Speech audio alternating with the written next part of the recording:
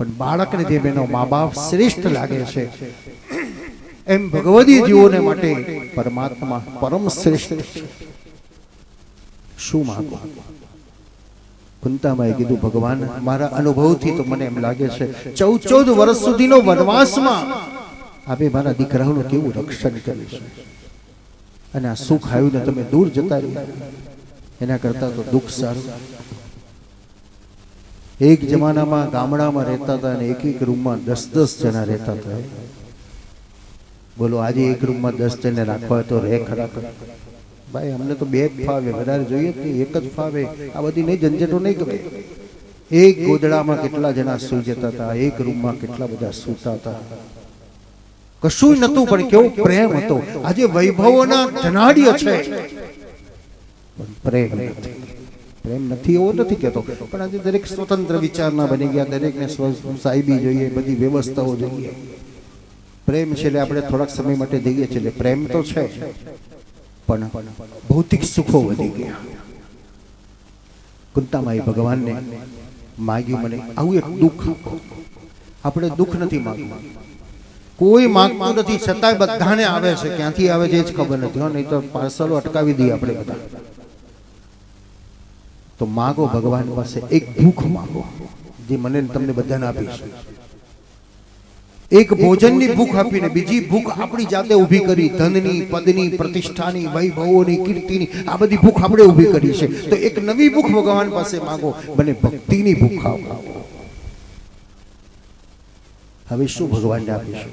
શું છે આપવા જેવું આપણી પાસે? અનમોલ રત્ન છે આપણી પાસે. હીરા મોતી સોના ચાંદી કરતા પણ અનમોલ રત્ન છે આંખ, કાન, હાથ, પગ, મુખ. આ 11 ઇન્દ્રિયો છે ને એ અનમોલ રત્ન છે. ભગવાનને સોના ચાંદી આપવાની જરૂર નથી, ભગવાનને તમારી 11 ઇન્દ્રિયો અર્પણ કરી દો. અને તેથી કુંતામાએ ભગવાનને અર્પણ કર્યું. શ્રી કૃષ્ણ કૃષ્ણ સખા કૃષ્ણ સ્વભાવની. હે કૃષ્ણ, હા બોલો. હે મારા મિત્ર અર્જુનના સખારૂપી કૃષ્ણ, હા બોલો ને. માં બેટા બધા તને ગોપાલ કેમ કહે છે? માં હું ગાયોને બહુ સાચું છું ને તેથી બધા મને ગોપાલ કહે છે. કેટલી ગાયો છે તારી પાસે?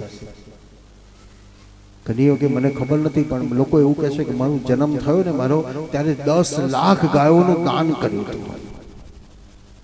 કુંતામે કીધું, આટલી બધી ગાયો? 10 લાખ ગાયોનું દાન? તમારી પાસે કેટલી બધી ગાયો? હા, એટલી બધી ગાયો છે ને તેથી બધા મને ગોપાલ કહે છે. તમે આટલી બધી ગાયો સાચવો છો ને? હા. તો મારી થોડી ગાયો તમને આપી દો. ગામડામાંથી શહેરમાં કોઈ જતો છોકરો હોય તો પાડોશી કહેશે, બેટા શહેરમાં જશ? હા, લઈને મારું આટલું કામ કરતો આવજે. એમ કુંતામાં કીધું, તમે ગાયોને સાચવો છો ને તો મારી થોડી ગાયો રાખો. માં તમારી પાસે ગાયો છે? હા. કઈ ગાયો છે? જે આપણા બધાની પાસે છે પણ દેખાતી નથી આપણને. કઈ ગાય? ગોવિંદ ગોદ્વિજ મુરારી હરાવતાર. હે ગોવિંદ, ગો ઇન્દ્રિય યશ ગોવિંદ. મારી 11 ઇન્દ્રિયો હું આપને અર્પણ કરી દઉં છું. શ્રી કૃષ્ણ તવાસ. બ્રહ્મ સંબંધ દ્વારા તમે ઠાકોરજીના ચરણમાં શું અર્પણ કર્યું? તમે એમ કહો કે મેં મારું બધું આપી દીધું. છોકરાઓને જઈને પૂછો, છોકરા કે કોર્ટમાં જઈશ, મારી મિલકત છે, હું ભાગીદાર છું. તમે એ નથી આપી શકતા. ફક્ત તમે તમારું આપી શકો છો. તમારું શું એ જ ખબર નથી. તમને કોઈ પૂછે તમારું શું, આપણે મિલકતો કરાવી, બેંક બેલેન્સ ને ઇન્વેસ્ટમેન્ટ ને બધું ગણાય કરીએ, એ નથી આપણું. એ તો આપણે ચોકીદાર છે, આપણા ગયા પછી વારસો તૈયાર જ છે. પણ આપણું શું? તો આ શરીર મારું છે. શરીરમાં રહેલી 11 ઇન્દ્રિયો મારી છે અને પ્રભુના ચરણમાં અર્પણ કરી દો. તવાસ.